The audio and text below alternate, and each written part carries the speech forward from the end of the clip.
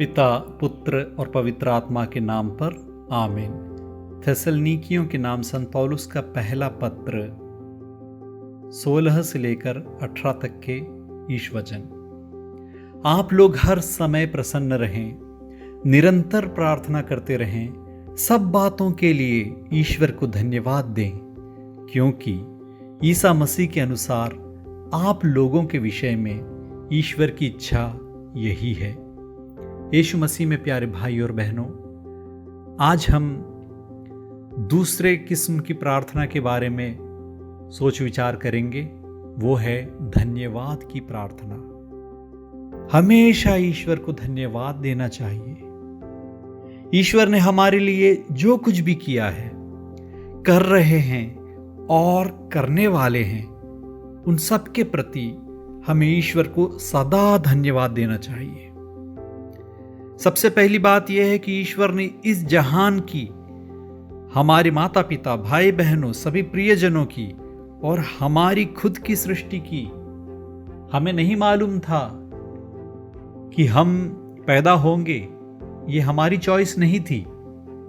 ईश्वर ने हमें सबसे पहले अपने दिल और मन में सजाया और ईश्वर ने इस भूमि पर हमारे लिए एक माता पिता को ढूंढकर उनका बच्चा बनाकर हमारी सृष्टि की।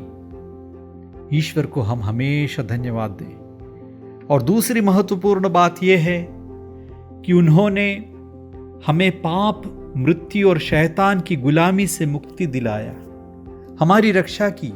उन्होंने हमें एक नया जन्म दिया, नया जीवन दिया और बपतिस्मा के द्वारा हम ईश्वर के पुत्र बन गए। ईश्वर के इस प्रेम के लिए, ईश्वर के इतने महान कार्य के लिए हम उन्हें धन्यवाद देते हैं। इंग्लिश में पवित्र कुर्बाना को यूखरिस्ट भी कहा जाता है, यूखरिस्तिया। इस वाक्य का, शब्द का अर्थ है कृतज्ञता अर्पण, धन्यवाद। हर पवित्र कुर्बाना एक धन्यवाद की भी बलि है। ईश्वर ने अपने अमूल्य रक्त द्वारा हमें मुक्ति दिलाई। इस बात को हम हर दिन जब भी हम पवित्र बलि चढ़ाते हैं, तब धन्यवाद की बलि भी चढ़ाते हैं। प्रभु के इस महान कार्य के लिए हम उन्हें धन्यवाद देते हैं। और ईश्वर हर दिन हमारी रक्षा करते हैं, हमारा पालन करते हैं और वे हमें स्वर्ग ले जाना चाहते हैं।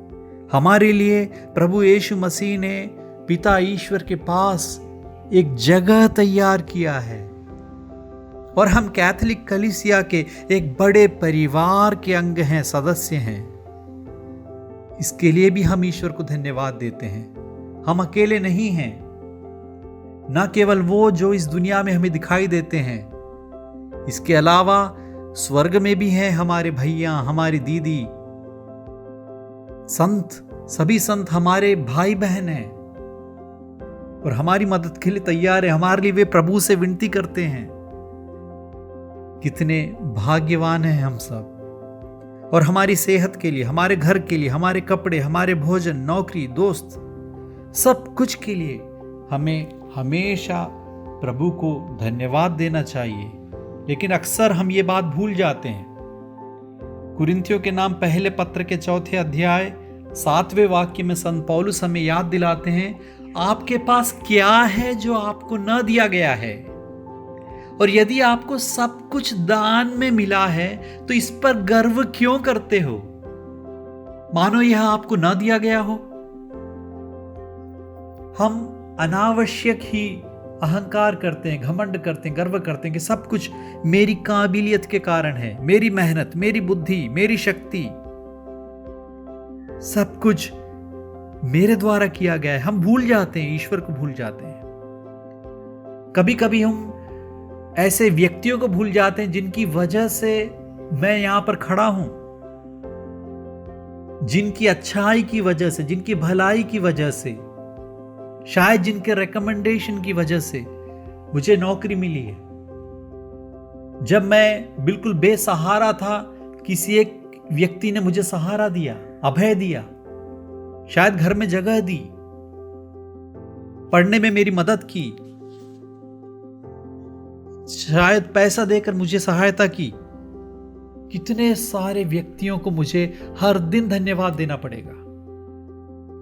यदि मैं खाना खा रहा हूं या कुछ भी कर पा रहा हूं, कितने लोग इसके पीछे मेहनत कर रहे हैं। एक किसान होगा जिसने की फसल उगाई, मेहनत की, और उसे मार्केट में बेचने वाले लोग, वहां से लेकर खरीद कर आने वाले लोग, उसे बनाने वाले लोग, कितने लोग हैं। हर दिन हर एक बात के लिए मुझे कितना धन्यवाद देना पड़ रहा है।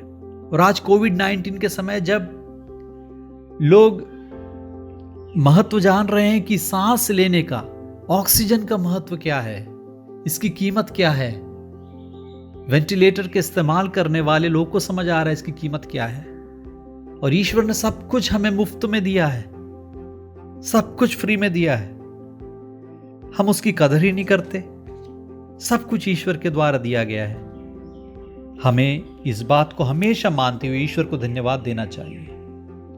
रात को सोने वाला यदि सुबह जागता है, जिंदा जागता है, तो वो ईश्वर की मेहरबानी है, ईश्वर की कृपा है। हो सकता है नींद में ही मर जाएं, कुछ नहीं किया जा सकता। दिन भर बाहर जाकर काम करने वाला, मेहनत करने वाला व्यक्ति, यात्रा करने वाला व्यक्ति यदि शाम को सही सलामत घर में लौट आता है, तो वो ईश्वर की मेहर है, ईश्वर की कृपा है, ईश्वर की दया है। हमें ईश्वर को धन्यवाद देना चाहिए, लेकिन हम भूल जाते हैं। और यदि हमारे साथ कुछ गलत होता है, कुछ दुर्घटना होती है, तब हम तुरंत सारा दोष, सारा ब्लेम प्रभु पर डाल देते हैं। जैसे कि फुटबॉल गेम में गोलकीपर ने यदि एक भी गोल होने दिया, उसकी गलती से यदि एक भी गोल हो गया, तो हम सिर्फ उसे याद करते हैं और उसके लिए ब्लेम करते हैं। उसने 10 गोल बचाए, उसे हम भूल जाते हैं। हमारी माँ हमेशा रसोई में काम करती है, घर में सफाई करती है, सारा काम करती है, अपने बच्चों को पालने के लिए, बढ़ाने के लिए, कोख में उसे संभालने के लिए, उसको जन्म देने के लिए कितना दर्द सहती है। हमेशा बिना किसी रिकॉग्निशन के, बिना किसी सम्मान के, आदर के हमेशा काम करते रहती है। हम सब भूल जाते हैं। लेकिन यदि एक दिन साग या सब्जी में थोड़ा सा नमक ज्यादा हो, थोड़ी सी मिर्ची ज्यादा हो, तो हम तुरंत सारा ब्लेम, सारा दोष उन्हें देते हैं। जब हमें स्वादिष्ट भोजन मिलता है, क्या हम उनकी कदर करते हैं? उन्हें कुछ बोलते हैं? हम सब भूल जाते हैं। तो हमें धन्यवाद बोलना सीखना होगा। हमारे दिल में दूसरों के प्रति और सबसे पहले ईश्वर के प्रति हर बात के लिए धन्यवाद होना चाहिए, धन्यवाद करना चाहिए। तभी हम अच्छाई में और यीशु मसीह की तरह बनने में आगे बढ़ेंगे। आए हम ऐसा सीखें, आए हम याद करें किस किस बातों के लिए मुझे ईश्वर को धन्यवाद देना है, किन किन व्यक्तियों को मुझे धन्यवाद देना है।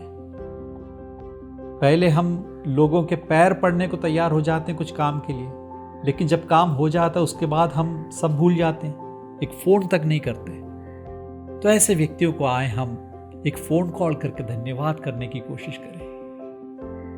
वो कैसे हैं उनके बारे में जानने की कोशिश करें। और यदि वो संभव नहीं है तो कम से कम उनके लिए प्रार्थना करें, ईश्वर से प्रार्थना करें कि ईश्वर अपनी कृपा उन पर बनाए रखे। कई से ऐसे व्यक्ति होंगे जिन्हें कि हम धन्यवाद तक न दे सके और वो मर चुके हैं, उनके लिए हम प्रार्थना करें कि ईश्वर अपनी करुणा और कृपा उन पर बरसाए।